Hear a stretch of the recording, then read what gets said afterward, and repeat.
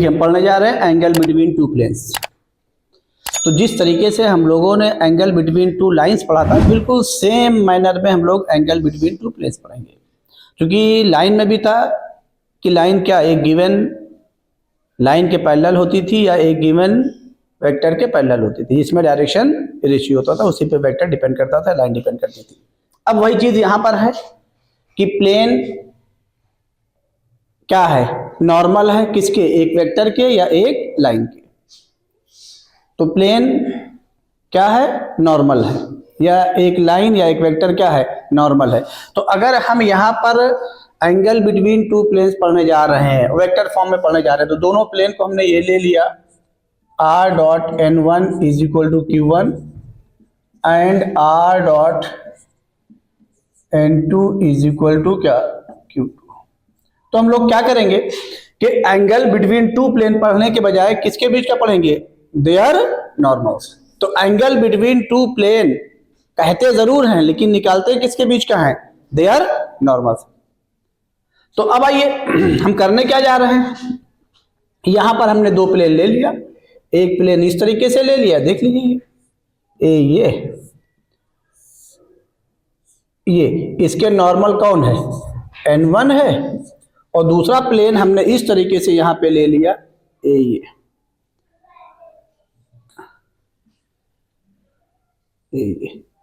और इसके नॉर्मल कौन है, n2 है।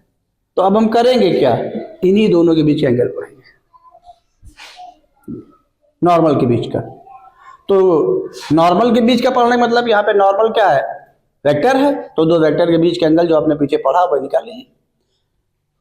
अगर आप इसको देखें तो दो एंगल के बीच के वेक्टर को हमने प्रेफरेंस कॉस के ही साथ दिया था।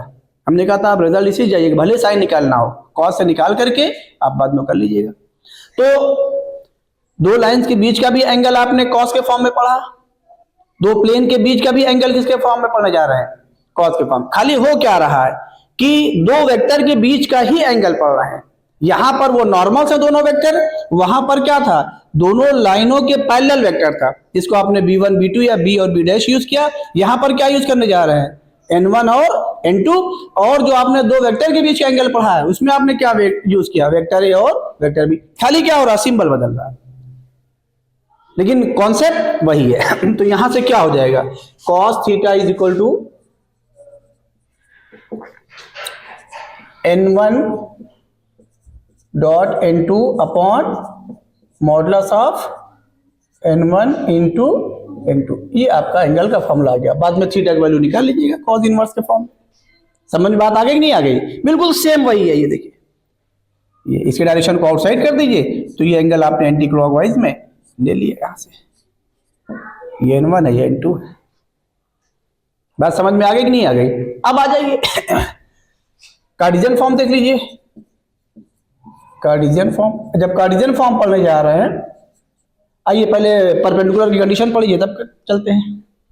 Condition for two vectors to be perpendicular. तो जो आपने वेक्टर के लिए पढ़ा है वही कंडीशन फॉर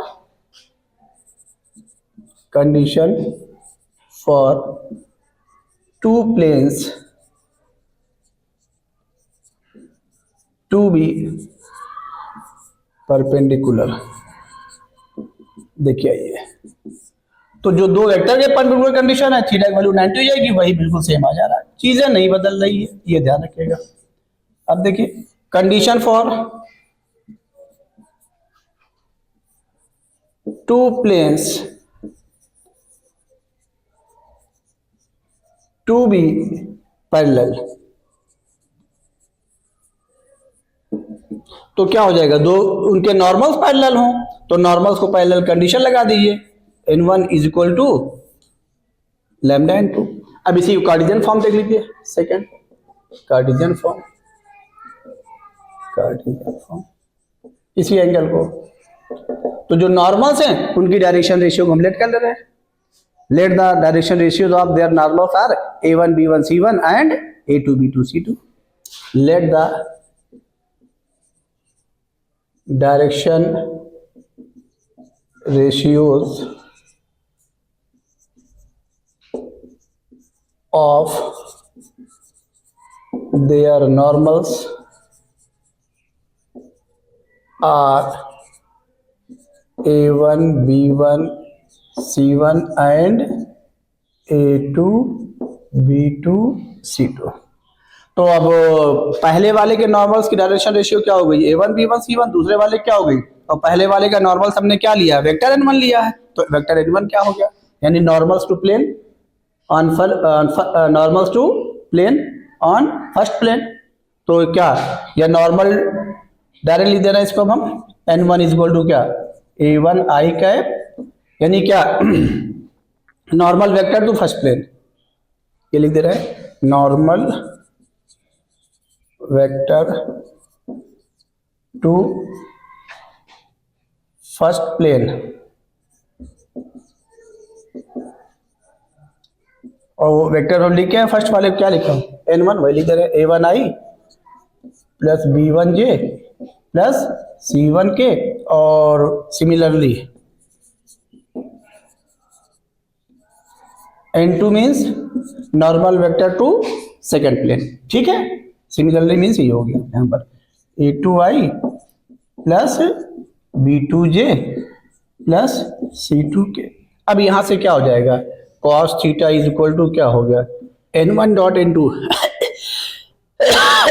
जैसे लिख रहे हैं तो हम डायरेक्ट नजर ले रहे हैं, n1 डॉट n2 मीन्स क्या, करस्पॉन्डिंग इनटू I J और K कोफिशिएंट का क्या हो जाएगा बोलिए, A1 A2 plus B1 B2 और plus upon modulus of n1 means क्या, under root A1 square plus B1 square plus C1 square under root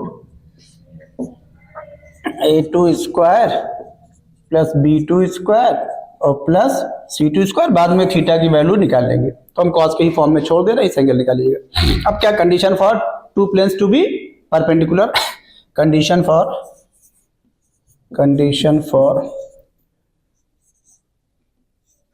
two planes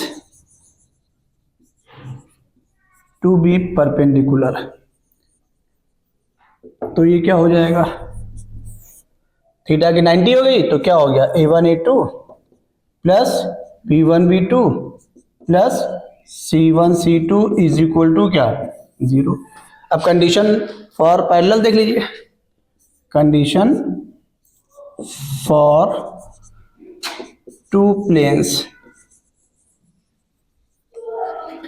to be parallel, तो ये क्या हो जाएगा, A1 by A2 is equal to B1 by B2, ये पीछे पड़ गया है, कोई दिक्कत नहीं, दो वेक्टर के लिए वही लिख दे रहे हैं C1 बाई C2, ये कंडीशन आ गई, नोट कर लीजिए इसको। देखिए पढ़ने जा रहे हैं angle between a line and a plane, तो देखिए इसमें हम एक्चुअल एंगल पढ़ने जा रहे हैं, किसका, प्लेन का लाइन से, ये एक्चुअल एंगल है, ये ध्यान रखिएगा। तो अब कैसे प्लेन से किसी लाइन का एंगल लेते हैं, पहले इसको समझ लीजिए। तो इसको पहले हम वेक्टर फॉर्म में पढ़ने जा रहे हैं, पहले फिगर देख लीजिए इसकी, उसके बाद वेक्टर फॉर्म, ये हमने प्लेन ले लिया,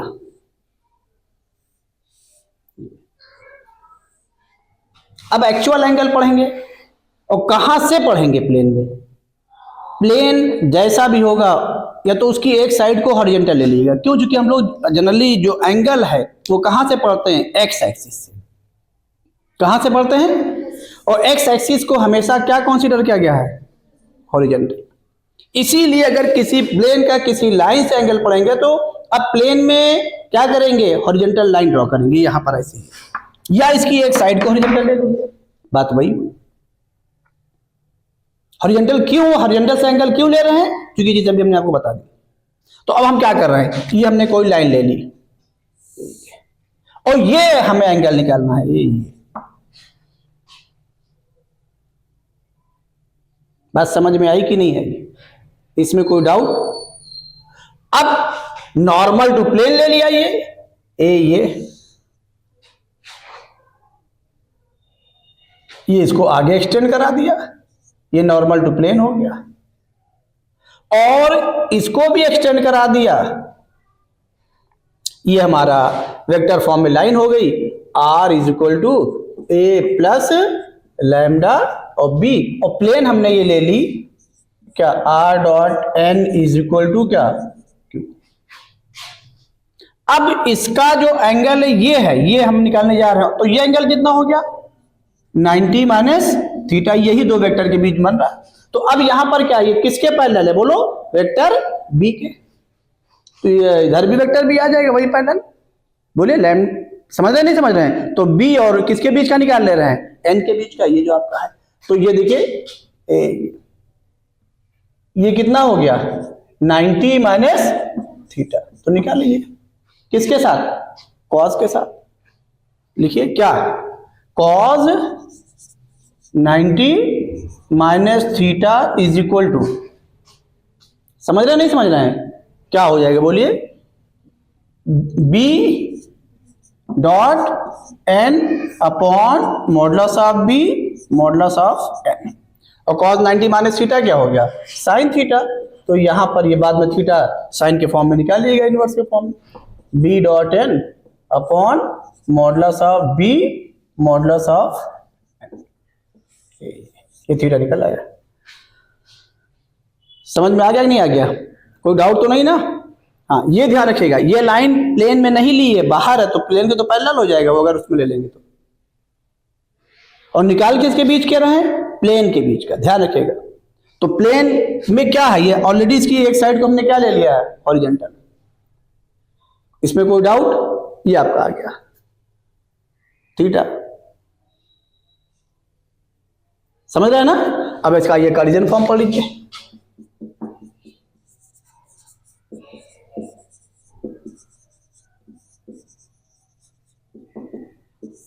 तो कार्टेशियन फॉर्म में क्या कर रहे हैं, प्लेन को लेट कर ले रहे हैं, let plane is A x plus B Y plus C Z plus D is equal to 0, और तो नॉर्मल टू प्लेन की डायरेक्शन रेशियो क्या होगी ए बी सी, क्यों भाई, और लाइन को क्या ले रहे हैं, मेन रोल किसका है डायरेक्शन रेशियो का, तो डायरेक्शन रेशियो लेट कर ले रहे हैं, एबीसी लेट ही कर लिया, तो उसको क्या ले रहे हैं पीछे लाइन में लेके अल्फा बीटा गामा, तो लेट कर ले रहे हैं भाई, let direction ratio of line is alpha beta gamma, तो इसी में वैल्यू पुट कर दीजिए, तो क्या हो जाएगा। अब बताइए नॉर्मल टू प्लेन क्या हो गया, N is equal to vector form क्या, A I plus B J और प्लस सी के, और लाइन जिस वेक्टर के पैरेलल है वो क्या हो गई अल्फा आई, बी से लिख दे रहे हैं जो पीछे लिखते चले आए हैं, क्या हो जाएगा alpha I plus beta J और प्लस गामा के, तो ये क्या है वेक्टर बी, लाइन जिस वेक्टर के पैरेलल है, a vector which is parallel to a line, vector B लिख दिया। अब बताइए इसे में वैल्यू लिख दीजिए, तो यहां से साइन थीटा की वैल्यू क्या आ गई, डायरेक्ट कर दें, अब करस्पॉन्डिंग डॉट ले लीजिए, आई जे के का करस्पॉन्डिंग इंटू ले लीजिए, बाकी तो सब जीरो हो जाएंगे, क्या हो गया a alpha plus b beta plus c gamma upon under root a square plus b square plus c square under root क्या alpha square plus beta square plus gamma square. अब यहां पर एक चीज ध्यान रखिएगा, हमने वो चीज नहीं करवाई है, क्या यहां पर कंडीशन फॉर पैरेलल परपेंडिकुलर, ये खुद करिएगा, समझ में आ रहा नहीं आ रहा, ये खुद करिएगा। पैरेलल होने पे क्या हो जाएगा, एंगल कितना हो गया 0, तो थीटा की वैल्यू क्या हो गई 0, बी डॉट एन क्या हो गया कुछ और, अभी तक परपेंडिकुलर होने पर होता था, है ना भाई, क्यों, क्योंकि वहां पे नॉर्मल्स के लिए लिया है, यहां पर एक्चुअल एंगल प्लेन का ले रहे हैं, इससे ऐसा हो रहा है। समझ में आई कि नहीं ये बात, ये जरूर ध्यान रखिएगा, नोट कर लीजिए इसको। अब आइए देखिए हम लोग पढ़ने जा रहे हैं equation of family of planes, जिसमें पहला पढ़ने जा रहे हैं इक्वेशन ऑफ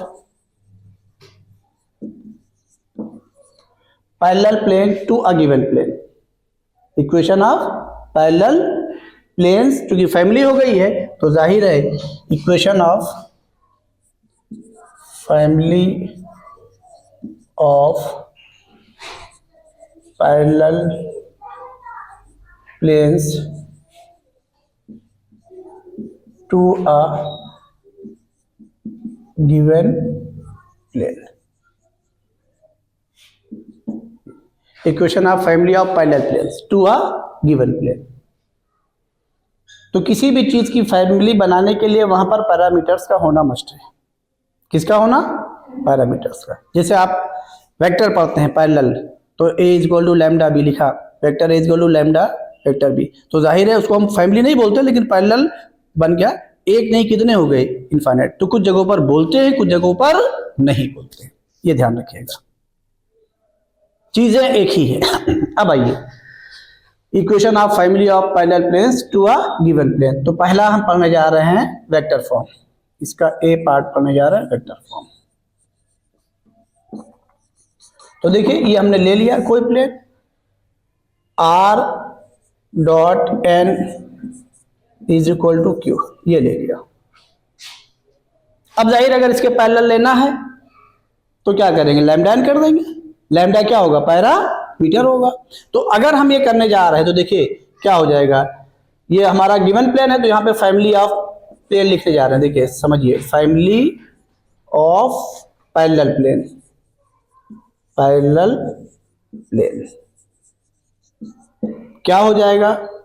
आर डॉट, और यहां पर पैरामीटर को अभी फिलहाल हम लैम्डा 1 ले रहे हैं। क्या ले रहे हैं? Lambda 1 n1 is equal to क्या? क्यू। और चूंकि डॉट वेक्टर का होता है, स्केलर है, तो बाहर चला आएगा। और इस समय ये लैम्डा 1 स्केलर नहीं है, बल्कि क्या है? पैरामीटर है।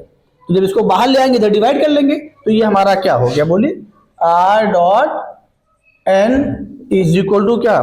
Q by lambda 1। ये तो आपके उसका स्केलर क्वांटिटी है क्यू, और ये क्या है? पैरामीटर है। तो ये कभी 0 बराबर नहीं होगा, हम पहले बता चुके हैं। तो अब यहां पर ये इसको पैरामीटर को जब इससे पैरामीटर से डिवाइड कर रहे हैं, तो ये भी तो हमारा नया पैरामीटर हो गया। तो अब इसकी जगह पर हम क्या लिख दे रहे हैं? R dot N is equal to क्या? बोलिए, लैम्डा। तो रिजल्ट क्या मिला कि अगर हमें वेक्टर फॉर्म में लिखना है तो ये जो आपका स्केलर है, इसी की जगह पर क्या लिख दीजिएगा? नया पैरामीटर लीजिए, बस खत्म हो गया। नहीं बात समझ में आई? तो अब आइए कार्टेशियन फॉर्म समझ में आ रहा ना ये, इसलिए हम डायरेक्ट नहीं लिखे, आपको हम करके दिखा रहे हैं। जिससे बात, चूंकि क्या है कि अगर किसी वेक्टर के पैरेलल लेना है तो लैम्डा टाइम्स ही तो कर रहे हैं उसमें, तो हमने करके दिखा दिया। और नहीं तो फिर आपके दिमाग में बात आएगी, अरे आपने यहाँ तो कुछ हमको और बताया, यहाँ पर आप डायरेक्ट कर दे रहे हैं। तो डायरेक्ट नहीं किया, इसलिए करके दिखा दिया। अगर आपके जहन में बात रहे तो आप डायरेक्ट यूज करिएगा, तो हमने करके दिखा दिया, वो चीज वहीं से आई है। ठीक है ना? तो अब यहाँ पर क्या, इसका कार्टेशियन फॉर्म देख लीजिए, ये कार्टेशियन फॉर्म। तो आप कार्टेशियन फॉर्म तो डायरेक्ट कर देना, let plane is ax plus B Y plus C z और plus D is equal to क्या? 0। तो यहाँ पे चेंज कौन हुआ था? कांस्टेंट पैरामीटर से रिप्लेस हुआ। तो यहाँ पर भी कांस्टेंट किससे रिप्लेस हो जाएगा? पैरामीटर से। रिप्लेस कर दें? समझ में आ रहा नहीं आ रहा? क्या हो जाएगा? Therefore equation of family of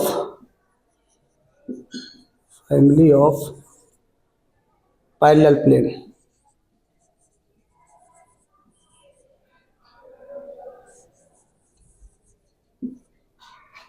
क्या आ गया? इज, बोलिए, a x plus B Y plus C z, बोलिए, plus lambda is equal to 0, where lambda is parameter. Lambda क्या दोनों केसेस में? पैरामीटर है।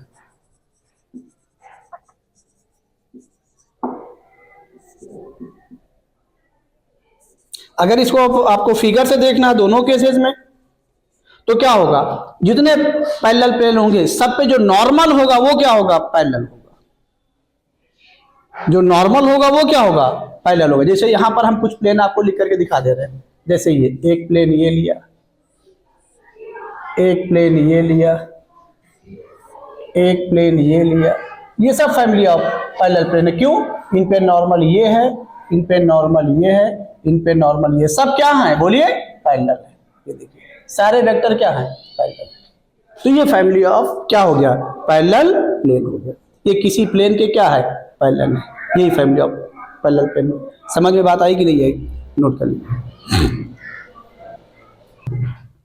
देखिए समझिए, जो अगला हम पढ़ने जा रहे हैं वो क्या है?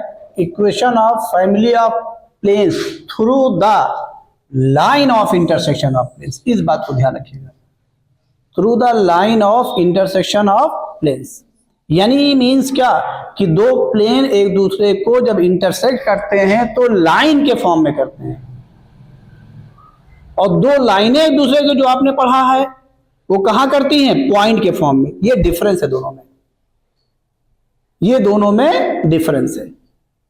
जो आपने 2 डायमेंशन में पढ़ा है कि अगर दो लाइनें इंटरसेक्ट कर रही हैं तो क्या कर रहे हैं? किसी पॉइंट पर ये, अब इस पॉइंट से पास होने वाली लाइनें एक नहीं होंगी, कितनी होंगी? इनफाइनाइट होंगी। ये यहां भी क्या हो रहा है? थ्रू द इंटरसेक्शन से पास कर रही, लेकिन वो इंटरसेक्शन क्या है? एक पॉइंट है। प्लेन में क्या हो रहा है? एक कॉमन लाइन है। तो यहां पर अगर आपने लाइन को लिया था L1 equal to 0, L2 equal to 0, तो आपने क्या पढ़ा था? L1 plus lambda L2 equal to 0। Same concept यहां पर भी है। वहां पर थ्रू द पॉइंट है, यहां पर थ्रू द लाइन। क्योंकि वो through the point of intersection क्यों है? क्योंकि पॉइंट के फॉर्म में इंटरसेक्ट कर रही हैं, और यहां पर किसके फॉर्म में कर रही हैं? लाइन के फॉर्म में। ये डिफरेंस है दोनों में, बस और कुछ नहीं है। तो आइए हम क्या करने जा रहे हैं? पहले वेक्टर फॉर्म पढ़ने जा रहे हैं। ये वेक्टर फॉर्म, वेक्टर फॉर्म, और दोनों को आपको ध्यान में रखना है। कभी कभी आ जाता है खाली यही जेईई मेंस वगैरह में, दो प्लेन दिए रहेंगे, find the equation of plane containing the line. तो कंटेनिंग द लाइन मतलब क्या? कि जो लाइन पे जिसपे वो इंटरसेक्ट कर रही वही को कंटेन करने वाली लाइन। समझ में बात आई कि नहीं आई? हाँ, तो ये ध्यान रखिएगा। वेक्टर फॉर्म ये हमने ले लिया, r dot n1 is equal to q1, पहला प्लेन ले लिया, और दूसरा ले लिया r dot n2 is equal to क्या? q2। तो अब L1 मीन्स क्या? आपने सारे लाइन के टर्म्स को एक तरफ कर लिया, वही काम यहां पर भी करिए, प्लेन के सारे टर्म्स को एक तरफ कर लीजिए। क्या हो जाएगा? r dot n1 minus q1 is equal to 0, और दूसरा वाला क्या हो गया? And r dot n2 minus Q2 is equal to 0। तो फैमिली ऑफ प्लेन्स क्या हो जाएगा? Containing the line. Containing the line लिख रहे हैं हम, तो कंटेनिंग द लाइन मतलब क्या हुआ? इनके इंटरसेक्शन को भी दिखा रहे हैं फिगर में। इक्वेशन ऑफ, और लाइन नहीं लिखा रहेगा तब भी कोई दिक्कत नहीं है, हमने जानबूझ के लिखा है कि आपको ये पता होना चाहिए कि जब दो प्लेन इंटरसेक्ट करेंगे तो क्या मिलेगी? कॉमन लाइन मिलेगी। Equation of family of plane containing the line, या ये लिख दीजिए through the line of intersection of planes. तो equation of family of plane containing the, या जो भी लिखना है, क्या हो जाएगा? r dot n1 minus q1 और प्लस पैरामीटर का इंटू कर दीजिए दूसरे वाले साथ में, r dot n2 minus q2 is equal to 0। अब सुनिए, ये प्लेन आ गया। आपको जब आंसर लिखना है बाद में तो r डॉट के फॉर्म में ही लिखेंगे। अब लैम्डा की वैल्यू निकालने की कंडीशन दी रहेगी, और क्या दी रहेगी सुन लीजिएगा। दी रहेगी कि ये प्लेन किसी पॉइंट से पास कर रहा है, ये प्लेन किसी प्लेन के परपेंडिकुलर है। अगर किसी पॉइंट से पास कर रहा है तो r की वैल्यू उसको क्या करेगा? सेटिस्फाई करेगा पोजीशन वेक्टर के फॉर्म में, और फिर वहां से लैम्डा की वैल्यू निकल आएगी। इसमें लैम्डा की वैल्यू पुट कर देंगे, और पुट करने के बाद ये हो गया। अब इसमें डिस्ट्रीब्यूटिव लॉ से r डॉट क्या करिएगा? कॉमन कर लीजिएगा, जिसे प्लेन r डॉट के फॉर्म में ही दिखाई पड़े। समझ में आया कि नहीं आया? क्योंकि प्लेन ये नहीं कि दो जगह r डॉट छोड़ दीजिएगा, जो प्लेन की पहचान है वो क्या है? r dot. समझ में बात आई कि नहीं है? ये जरूर करिएगा। हाँ, अगर इसके परपेंडिकुलर कह दिया गया तो अब क्या हो जाएगा? पहले r डॉट कॉमन करेंगे, कर लेंगे, तो जो नॉर्मल टू प्लेन आ गया वो मिल गया। अब दोनों का डॉट किसके बराबर? 0 के बराबर, उससे निकालिएगा। जो भी कंडीशन दी रहेगी उसी हिसाब से आप निकालिएगा, और घर पे इसको करके हमको बताइएगा। लैम्डा क्या है? Where lambda is equal to, हमने दोनों लैंग्वेज लिख दी, equation of plane containing the line. तो कंटेनिंग द लाइन कब होगा? जब इंटरसेक्शन होगा। बात समझ में आई कि नहीं है? तो ये इस इंटरसेक्शन को ही लिखा है हमने। अब वो अलग चीज होती है कि आपको प्लेन अभी निकालना मिलेगा, लाइन को कंटेन कर रहा है, वो दूसरी चीज हो गई। यहाँ पर ये इंटरसेक्शन से लाइन जो मिल रही है उसकी बात है, इसलिए डिफरेंस पहचानिएगा। कहिए तो आप लिख दें equation of plane through the intersection of plane या कंटेनिंग द लाइन, लिख दें कि रहने दें? इसलिए मैं दोनों बात लिख दी यहाँ पर, वो भी पता रहे ये भी पता रहे। Well lambda is equal to क्या? Parameter.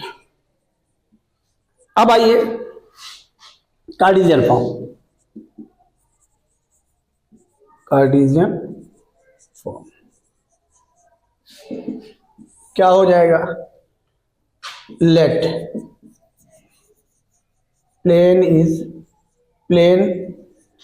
Planes are a1x plus b1y plus c1z plus d1 is equal to 0 and a2x plus b2y plus c2z plus d2 is equal to 0।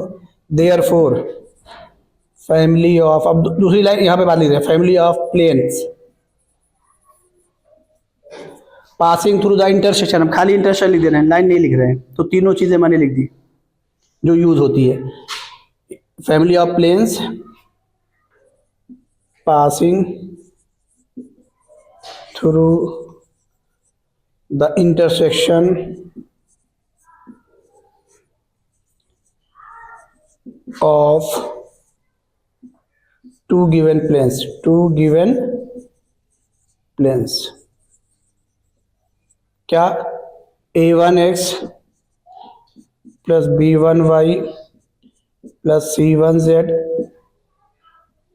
plus d1, ये plus का sign है भाई, plus lambda into a2x plus b2y plus c2z plus d2 is equal to 0। ये आपका आ गया। Well lambda is equal to parameter, ये ध्यान रखिएगा। अब एक चीज और सुन लीजिएगा, इसमें भी जब कार्टेशियन में रहेगा तो कार्टेशियन से कुछ हो जाएगा, वेक्टर में मत चेंज करिएगा। जहां पर चेंज करिएगा वहीं पे चेंज करिएगा जहां पर हम आपको बता चुके हैं। अब इसमें आप क्या करिएगा कि अगर ये किसी पॉइंट से पास करना, सेटिस्फाई करिए, लैम्डा वैल्यू निकलना है, बाद में एक्स वाई जेड को एक साथ करिए, इसे वहां करना है, आर डॉट के साथ बाहर करना है कॉमन। अब यहां पर देखिए ये प्लेन अगर किसी प्लेन के परपेंडिकुलर है तो दो प्लेन के परपेंडिकुलर होने की कंडीशन a1 a2, तो अब a1 a2 ऐसे कोएफिशिएंट यहाँ भी है यहाँ पर भी है, तो x कॉमन करें, जिसे वहां हमने बताया ना आर डॉट के साथ कॉमन होगा, वही चीज यहाँ पर सॉल्व करने का प्रोसेस दोनों सेम है। कर लेंगे क्वेश्चन इस पे? हाँ जरूर करिएगा, ना कर पाइएगा हमको बताइएगा, नोट कर लीजिए इसको। ये फैमिली ऑफ प्लेन्स है भाई, यहाँ पर एस छूटा हुआ था, लिख दिया। इस फैमिली ऑफ प्लेन को हम यहाँ पर फिगर के थ्रू दिखा रहे हैं। यहाँ पर देखिए जैसे ये दो प्लेन हमने ले लिया और ये लाइन के फॉर्म में इंटरसेक्ट करा दिया।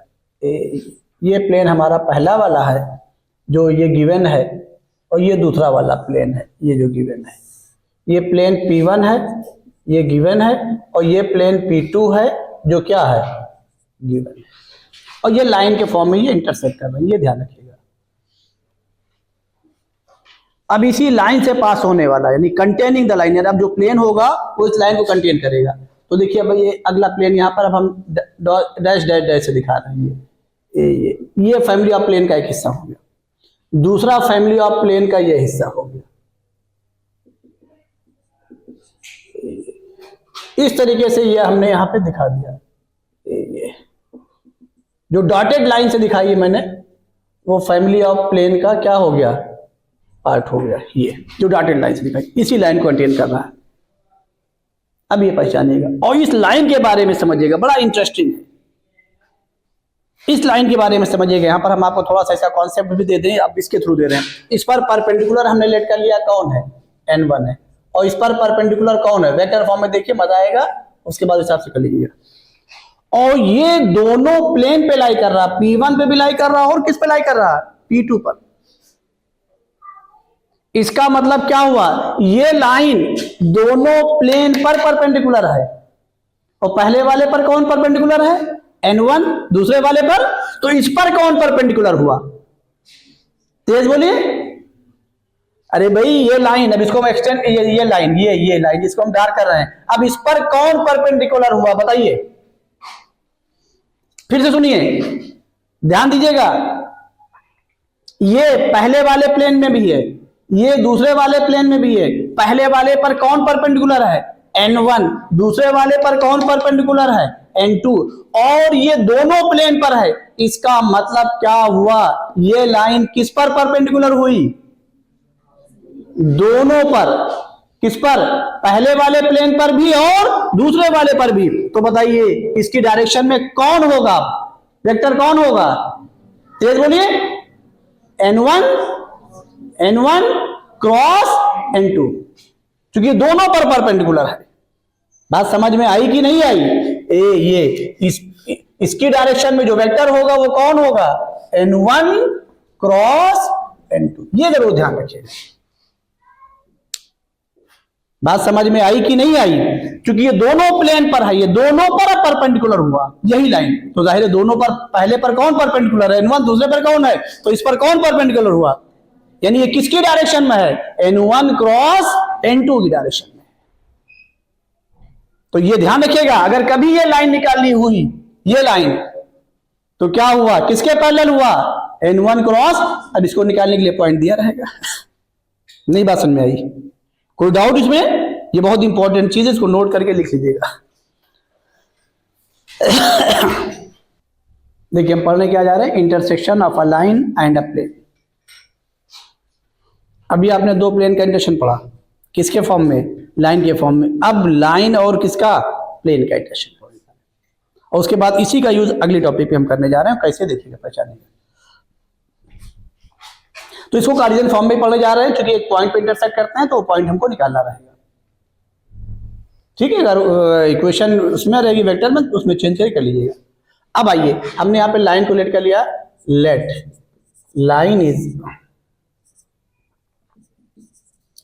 x minus x1 upon alpha is equal to y minus y1 upon beta is equal to z minus z1 upon gamma.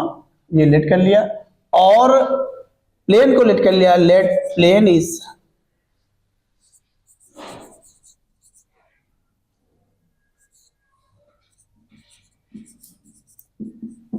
ax plus B Y plus C Z plus D is equal to 0। ये plane late कर लिया। अब आइए, ये हमने plane ले लिया और ये हमने लाइन ले ली।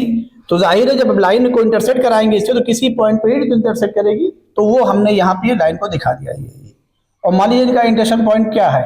P। ये हमारी लाइन हो गई।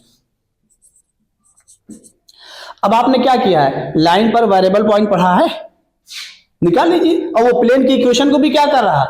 सेटिस्फाई कर रहा है। आ गया कॉमन पॉइंट। समझ में आ गया कि नहीं आ गया? तो इस पर पॉइंट लेट कर लीजिए। Let point any point on line is, directly दे रहे हैं, किसके बराबर लेट करेंगे? लैम्डा के बराबर। वो निकाल लेंगे। ठीक है ना? तो डायरेक्ट लिखिए, कोई दिक्कत नहीं। एक्स की वैल्यू क्या आ गई बताइए?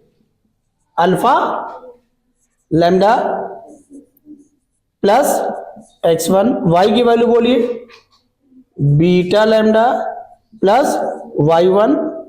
और z की वैल्यू बोलिए गामा लैम्डा प्लस z1। अब ये लाइन किसके फॉर्म में आ गई? पैरामीट्रिक फॉर्म में आ गई। और यही प्लेन की इक्वेशन को क्या करेगा? तो प्लेन की इक्वेशन को क्या करिए?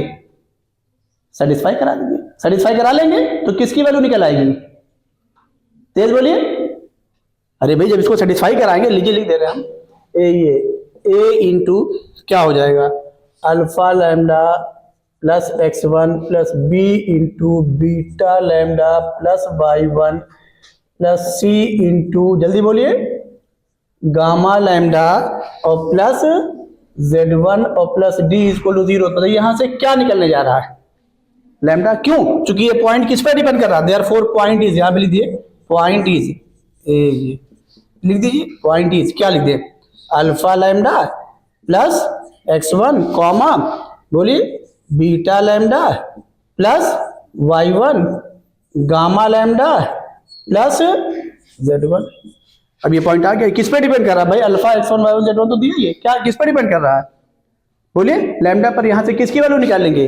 इसमें पुट करिए, पॉइंट निकल आया। समझ में आ गया ना? कोई डाउट तो नहीं ना? नोट कर लीजिए इसको। और सुन लीजिए एक चीज, अगर उसके फॉर्म में लेते हैं वेक्टर फॉर्म में, तो ये भी सुन लीजिएगा। तो आपको प्लेन भी हम ये भी दिखा दे रहे हैं, R dot N is equal to Q, ये प्लेन हुआ। R is equal to A plus lambda B हुआ। तो ये जो आर की वैल्यू है यही तो पैरामेट्रिक पॉइंट है। लाइन को हर जगह क्या करेगा? तो अगर ये लाइन प्लेन को कट कर रही है तो यही पॉइंट ही किसको सेटिस्फाई करेगा? बोलो, इसी प्लेन को किसकी जगह पर रखेंगे? आर की जगह पर। क्या हो जाएगा? ए लैम्डा यहां पे रखेंगे, ये देखिए, तो क्या हो जाएगा? ए प्लस लैम्डा बी, बोलो, dot N is equal to क्या? क्यू। यहां से किसकी वैल्यू निकालेंगे? लैम्डा की, और फिर इसमें क्या करेंगे? पुट कर देंगे। तो वही ये पार्टिकुलर पॉइंट आ गया। नहीं बात समझ में आई? तो वेक्टर फॉर्म में भी निकाल के देख लीजिए, आना चाहिए, कोई दिक्कत नहीं है। समझ में आ गया ना? कोई डाउट तो नहीं ना? क्योंकि ये आर इक्वल टू, देखिए ये आर वेरिएबल पॉइंट है, तो ये खुद ही है यहाँ पर। और यहाँ पर 3 कोऑर्डिनेट है, कौन कौन? कार्टेशियन में एक्स वाई जेड, वो मिलकर के पॉइंट होंगे, इसलिए निकाला गया पैरामेट्रिक फॉर्म में। बात समझ में आई नहीं है? यहाँ अकेला वो आर है जो खुद ही पॉइंट है, तो वो यही वैल्यू ही क्या है बताया हमने पीछे, ऐसा नहीं लाइन में बताया है, यही पॉइंट है। समझ में आ गया कि नहीं आ गया? नोट कर लीजिए। देखिए अब हम पढ़ने क्या जा रहे हैं, distance of a point from a plane, vector form. पहले इसको वेक्टर फॉर्म में, the length of perpendicular from a point having position vector A to the plane R dot N is equal to Q is. ये आपको proof करना है, हम इसको करके दिखा रहे हैं। मान लीजिए आपके बोर्ड में प्रूफ करने के लिए आ गया, तब क्या करेंगे? इसलिए कुछ इफ बट नहीं छोड़ रहे हैं किसी भी कंडीशन में।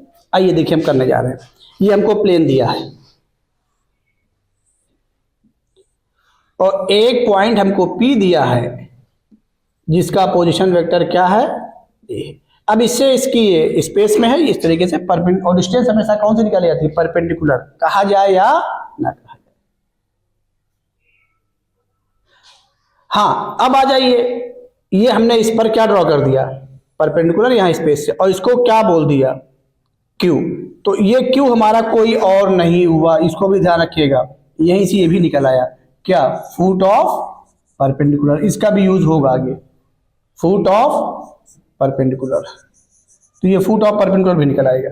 अभी लाइन में हम लोगों ने निकलवाया था, याद है ना? तो वही चीज यहां पर करने जा रहे हैं।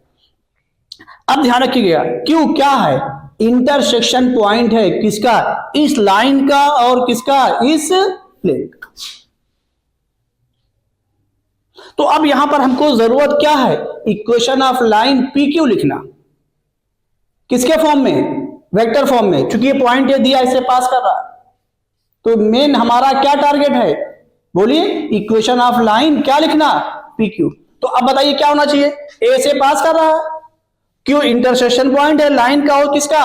प्लेन का। प्लेन हमको पता ही है। बात समझ में आई कि नहीं आई?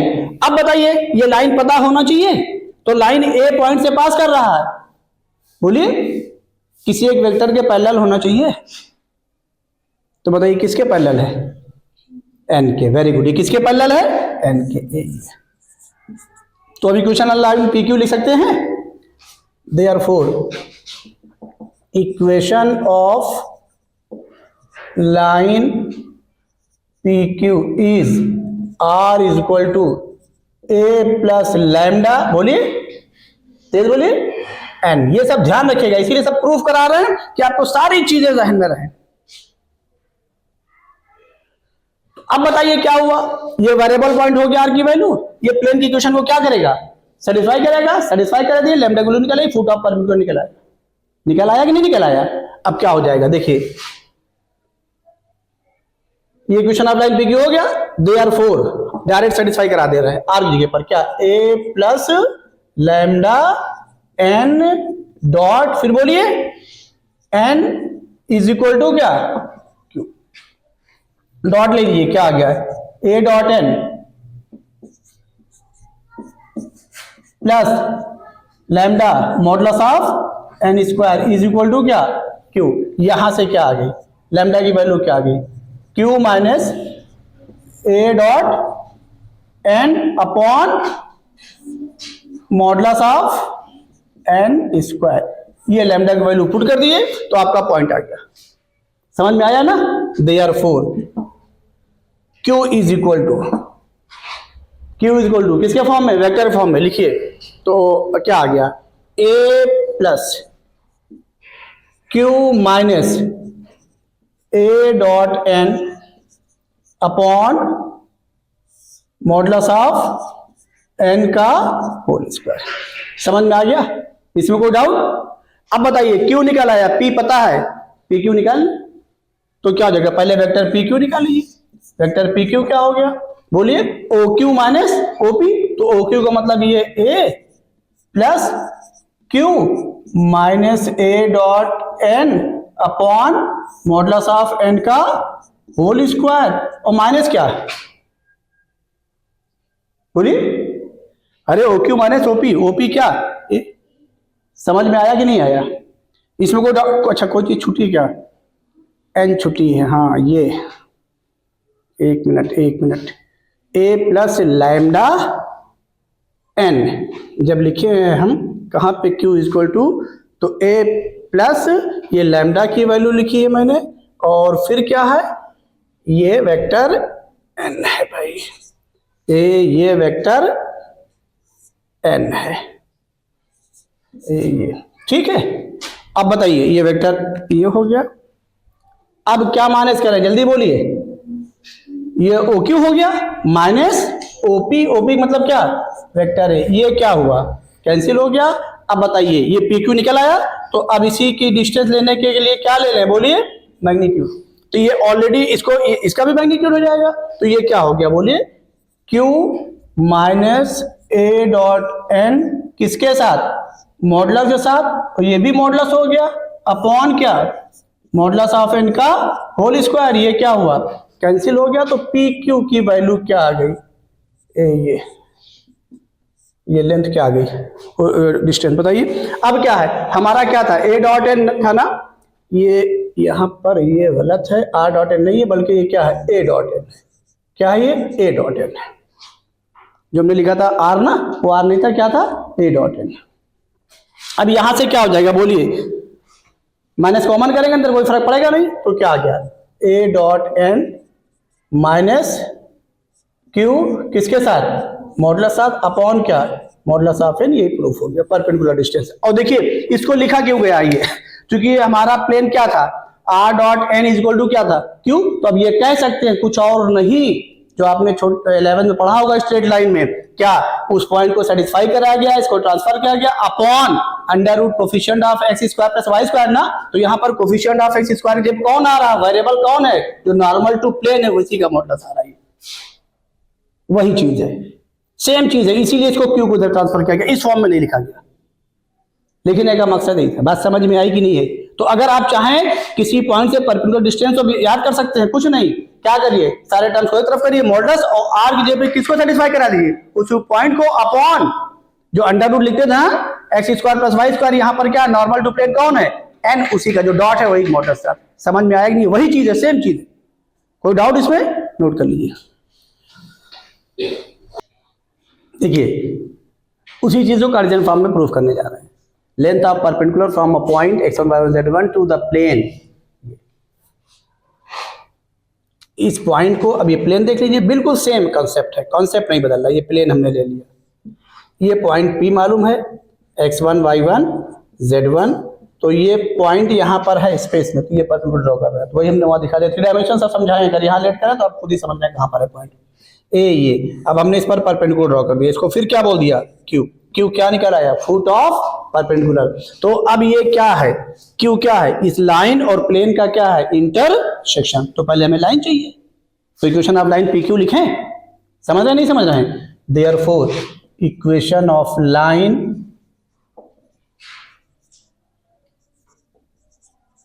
पी क्यू इज, जल्दी बोलिए क्या लिखें, बोलिए जी बोलिए,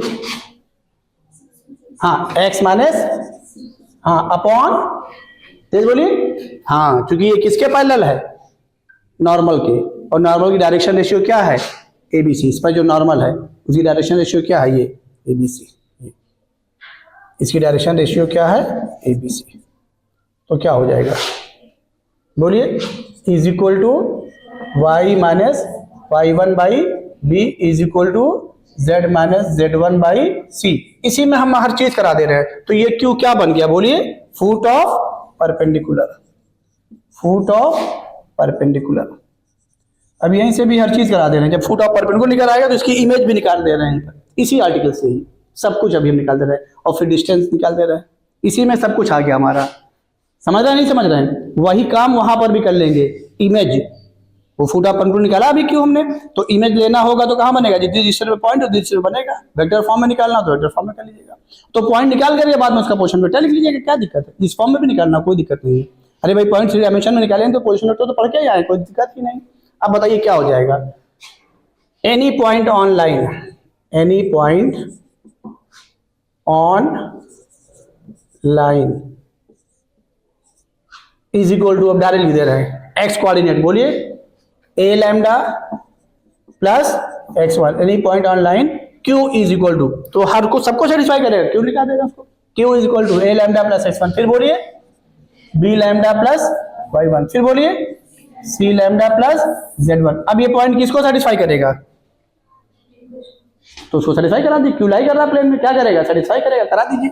तो क्या हो जाएगा बोलिए, प्लेन ये है a into a lambda plus x one plus b into, बोलिए B lambda plus Y one plus c into c lambda plus Z one और plus D is equal to 0। यहां से हम किसकी वैल्यू निकालने जा रहे हैं, तो लैम्डा की वैल्यू डायरेक्टली दे रहे हैं। ये क्या हो जाएगा बोलिए भाई, माइनस टाइम, सब माइनस हो जाएगा, माइनस कॉमन कर ले रहे हैं, ठीक है ना।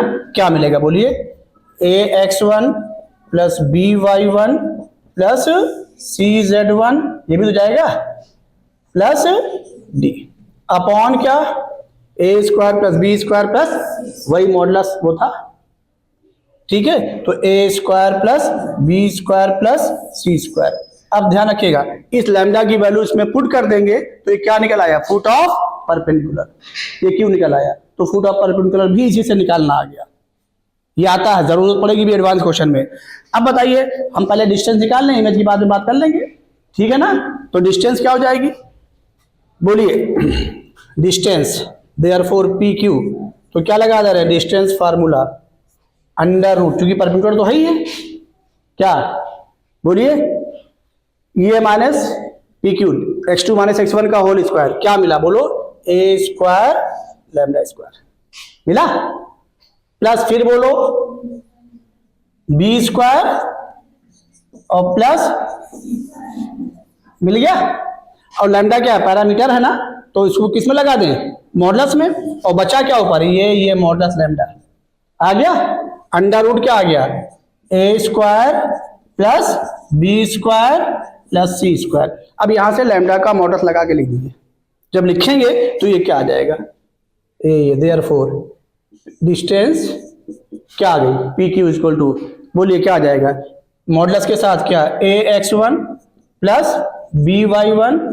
प्लस सी जेड वन और प्लस डी, अंडर रूट क्या मिला, a square plus b square plus c square, upon में क्या है a square plus b square plus c square, तो रूट वाला इससे क्या हुआ, कैंसिल हो गया, क्या मिला बताओ, अंडर रूट ए स्क्वायर, वही रिजल्ट आ गया जो अभी आप समझ में आ रहा ना, ये खाली वैल्यू लिख रहे हैं, a square plus b square plus c square, ये डिस्टेंस आ गई पॉइंट पी की, किससे, लेंथ की। तो अब आपका फुट ऑफ परपेंडिकुलर भी आ गया। अब क्या निकालना है यहां पर, इमेज, क्या पढ़ने जा रहे हैं, इमेज। तो ये इमेज में क्या करेंगे, क्यों निकल ही आया, इसकी इमेज को क्या लेट कर लेंगे, x2 y2 z2, तो क्यों क्या हो जाएगा, मिड पॉइंट हो जाएगा, तो मिड पॉइंट का फॉर्मूला लगा देंगे, हो जाएगा। समझ में बात आई कि नहीं आई, जल्दी नोट कर लीजिए, आगे बता दें। आइए यहीं पर इमेज पढ़ने जा रहे हैं। अब कुछ करना नहीं, सारी चीजें हम करके आए हैं। किसी जैसे हमने पॉइंट की लाइन के अबाउट पढ़ी, अब किसके रेस्पेक्ट में पढ़ने जा रहे हैं, प्लेन के रेस्पेक्ट में। पॉइंट यही है हमारा, जितनी डिस्टेंस पे पॉइंट है उतनी डिस्टेंस पे इमेज बनेगी। इसको हमने क्या लेट कर लिया, p डैश। क्यों आपका फुट ऑफ परपेंडिकुलर निकल के आया है, लैम्डा की वैल्यू यहां पुट करेंगे, ये हो ही गया है। अब क्या है, since q is mid point of p and p dash, तो अब क्या करेंगे, मिड, इसको क्या लेट कर लीजिए, x2 y2 और z2, तो मिड पॉइंट का क्या लगा दीजिए, फार्मूला तो कौन निकल आएगा, x2 निकाल लेंगे। अब सुन लीजिए, हम यहां पर क्या कर रहे हैं, ऑब्जेक्टिव रिजल्ट लिख दे रहे हैं, ये यूज करिएगा, किसका, इमेज का। तो यहां पर रिजल्ट लिख दे रहे हैं, ये इसको याद रखिएगा, ये इसी के रेस्पेक्ट में x2 minus x1 upon a is equal to y2, और ये कहीं और से नहीं लिया गया है, ये जब ये लिखेंगे वैल्यू रेशियो और प्रोपोर्शन की प्रॉपर्टी से लिया गया है। x2 minus x1 upon a is equal to y2 minus y1 upon b is equal to z2 minus z1 upon c, इसको यूज करिएगा ऑब्जेक्टिव क्वेश्चन में, इज इक्वल टू -2 इंटू, और क्या करना है, जो पॉइंट है उसको प्लेन की इक्वेशन से क्या करना है, सेटिस्फाई करा देना है, 2 के साथ में, -2 के साथ, ax1 plus by1 plus cz1 और प्लस d अपॉन a, ये a square plus b square और प्लस क्या, c स्क्वायर, यही रिजल्ट याद रखना है। तो इसमें वैल्यू रखेंगे, इसको सॉल्व कर लेंगे, बाद में बारी बारी सब निकाल लेंगे। और सुन लीजिएगा, अगर फुट ऑफ परपेंडिकुलर निकालना हो तो 2 हटा दीजिए, खाली 2 हटाइएगा, क्या हटाइएगा, 2 माइनस रखिएगा, तो इसी से फुट ऑफ परपेंडिकुलर निकाल लीजिएगा, क्या हटा करके, -2, ओ सॉरी 2 माइनस रहेगा। समझ में आया कि नहीं आया? तो ऑब्जेक्टिव रिजल्ट याद रखिएगा, किसके लिए बोलिए, इमेज के लिए। कोई डाउट इसमें? और ये रेशियो और प्रोपोर्शन की प्रॉपर्टी से ही रिजल्ट आया है, इसमें कोई डाउट तो नहीं। और सुन लीजिएगा, डिस्टेंस फार्मूला के लिए भी रिजल्ट याद रखिएगा, प्लेन के सारे टर्म्स को एक तरफ किया, x1 y1 z1 को उससे क्या किया गया, सेटिस्फाई करा गया, और क्या लगा देगा ऊपर, modulus upon under root x coefficient का स्क्वायर प्लस y कोफिशिएंट का स्क्वायर, वही जो वहां आ रहा था मॉडुलस n, वही नोट कर लीजिए। क्या रहा है, distance between two parallel planes, तो ये कार्टेशियन में ही दिया रहेगा, अगर मान लीजिए वेक्टर में दिया तो कार्टेशियन में करके जाइएगा, डिस्टेंस निकालनी है, वो कोई वेक्टर तो निकालना नहीं इसका, तो क्या हो जाएगा, ये हमने प्लेन लेट कर लिया, दोनों plane parallel plane, ax plus py plus cz plus d1 is equal to 0, और दूसरे वाले को हमने ax प्लस by और प्लस cz और प्लस क्या लिख दिया, d2 is equal to 0। Board question करना है, तो अब क्या होगा, डिस्टेंस बिटवीन क्या निकालना है, पैरेलल प्लेन, देखिए प्लेन पैरेलल है, इनके डायरेक्शन रेशियो क्या है, सेम रेशियो में, ठीक है। कभी कभी यहाँ पे सेम नंबर का इंटू हो जाएगा, उससे डिवाइड कर लीजिएगा, ये भी ध्यान रखिएगा, पहले रेशियो सेम कर लीजिएगा। और ये जो रिजल्ट हम लिखाने जा रहे हैं, अभी रिजल्ट लिखाएंगे तो उससे डिवाइड कर लीजिएगा, अगर जब रिजल्ट नहीं लिखाएंगे तो आप डायरेक्ट कर लीजिए, कोई दिक्कत नहीं। अब आइए देखिए, पहचानिए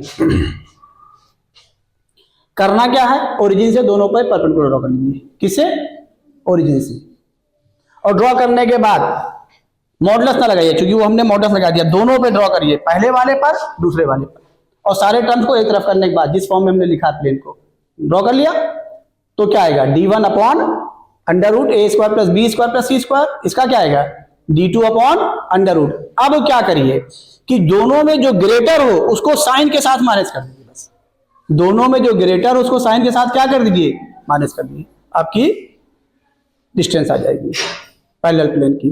क्यों करेंगे वो भी मार्क बता रहे हैं।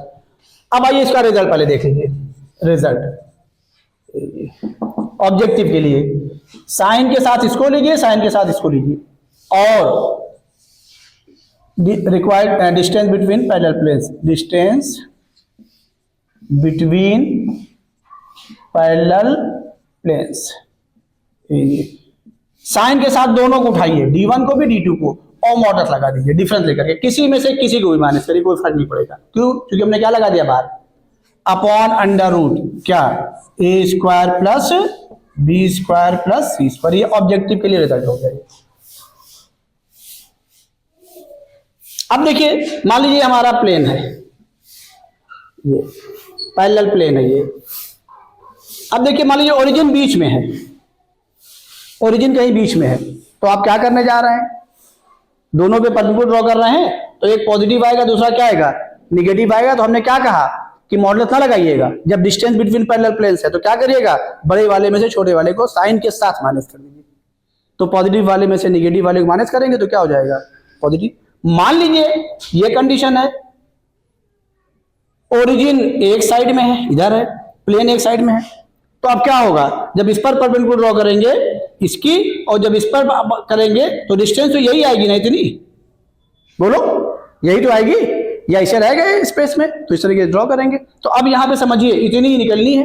तो अब क्या होगा, जब इसको ड्रॉ करेंगे प्लेन एक ही साइड में है तो दोनों पॉजिटिव होंगे या दोनों क्या होंगे, नेगेटिव होंगे। तो उस केस में क्या हो जाएगा, उस केस में क्या हो जाएगा, फिर ग्रेटर वाले में से स्मॉलर वाले को माइनस करिए, तो जो अगर दोनों नेगेटिव आ गया तो वहां तो पता चलेगा कौन ग्रेटर है ना।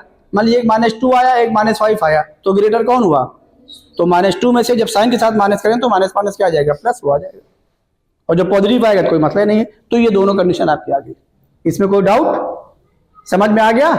ये बोर्ड के करने तरीका हुआ क्या कि रिजल्ट मत सब यूज करिएगा, ओरिजिन से दोनों पे परपेंडिकुलर ड्रॉ करिए और उस पे मॉडुलस मत लगाइएगा। देखिएगा दोनों में कौन ग्रेटर है, लिखिएगा therefore distance between parallel planes, greater वाले में से स्मॉलर वाले को साइन के साथ क्या कर दीजिएगा, माइनस। समझ में आई बात कि नहीं आई। इस रिजल्ट को लिखने के लिए क्या करिएगा, जब इस रिजल्ट को लिखेगा तो ए बी सी सेम कर लीजिएगा, तब लिखिएगा। मान लीजिए यहां पर किसी नंबर सेम नंबर का इंटू, पहले उसे क्या करिएगा, डिवाइड कर दिएगा। समझ में आया कि नहीं आया, कोई डाउट तो नहीं इसमें। हाँ, इसको नोट कर लीजिए, फिर आगे चले। देखिए condition for a line lie in a plane, ये लाइन है जो है प्लेन में क्या कर रही है, लाई कर रही है। तो जाहिर है अगर ये लाई कर रही है लाइन, तो ये लाइन किसी पॉइंट से पास कर रही है ना, तो पॉइंट भी तो प्लेन में हुआ, बोलिए। और जो जिस लाइन के ये पैरेलल है वो भी कहां हुआ, इसी में हुआ।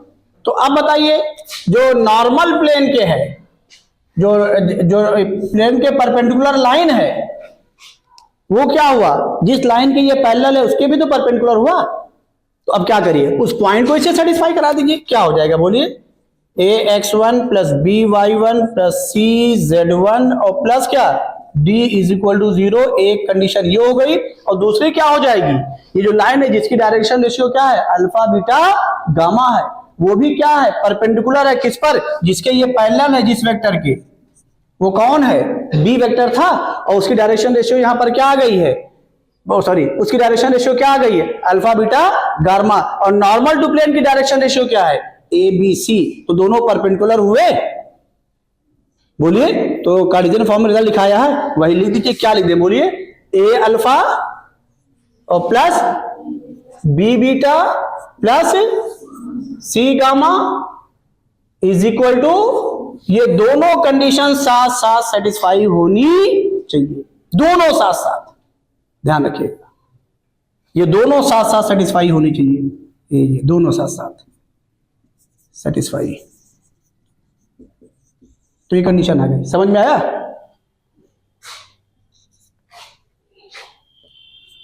समझ में आ गया ना, इसको भी नोट कर लीजिए। देखिए पढ़ने क्या जा रहा है, condition for a line parallel to a plane. तो हम अभी पीछे करा के हमने कहा था आप लोग इसको घर पे कर लीजिएगा, लेकिन मैं करा दे रहा हूं फिर भी। अब यहां पर क्या हुआ, लाइन प्लेन के क्या हो गई, पैरेलल हो गई। एंगल जो पढ़ा है वही केस है जो पीछे वाला, तो उसको वहीं पे लिखिएगा, जगह दे करके वहीं पे लिख लीजिएगा, अलग से मत लिखिएगा, क्योंकि हम करा दे रहे हैं जिससे आपके अंदर कंफ्यूजन ना हो। तो थीटा की वैल्यू क्या हो जाएगी बोलिए, 0 और 5। तो उसमें रखेंगे वैल्यू, तो साइन 0 क्या हो गया, 0 हो गया, क्रॉस मल्टीप्लाई करेंगे क्या हो गया, 0 हो गया, और आ क्या गया, इसी दोनों का डॉट आया। अरे भैया alpha I plus beta J plus gamma के वेक्टर फॉर्म में कराया नहीं, कराया था, और कार्टेशियन में भी कराया था, तो इंटू कर दीजिए, क्या हो जाएगा बोलिए, ए अल्फा प्लस बोलिए बी बीटा और प्लस क्या सी गामा इज इक्वल टू क्या आ गया, नोट कर लीजिए इसको भी। देखिए हम पढ़ने जा रहे हैं two sides of a plane. कोई प्लेन की इक्वेशन ले ली और 2 पॉइंट ले लिया, एक को ले लिया x1 और 1z1, दूसरे का ले लिया, और अब वो दोनों पॉइंट प्लेन के सेम साइड में है कि अपोजिट साइड में, कुछ नहीं करना है, प्लेन की इक्वेशन को इससे सेटिस्फाई कर दे, पहले वाले को पहले से, दूसरे वाले दूसरे से, कुछ करना नहीं है। अगर गलती से हमने इसको पहले सेटिस्फाई तब भी कोई फर्क नहीं पड़ेगा। और उसके बाद उन्हें सेटिस्फाई करने वाली वैल्यू का रेशियो ले लीजिए, क्या ले लिए, अगर ये पॉजिटिव आ रहा है तो सेम साइड में होंगे, कहां होंगे, सेम साइड। अगर ये लेस देन 0 आ गया तो कहां होंगे, तो ये किसकी कंडीशन हो गई बोलिए, सेम साइड की। और ये किसकी कंडीशन हो गई, अपोजिट साइड की। बस यही सेटिस्फाई करा के चेक कर लेना है, बस और कुछ नहीं। नोट कर लीजिए, ये आपका प्लेन कंप्लीट हो गया।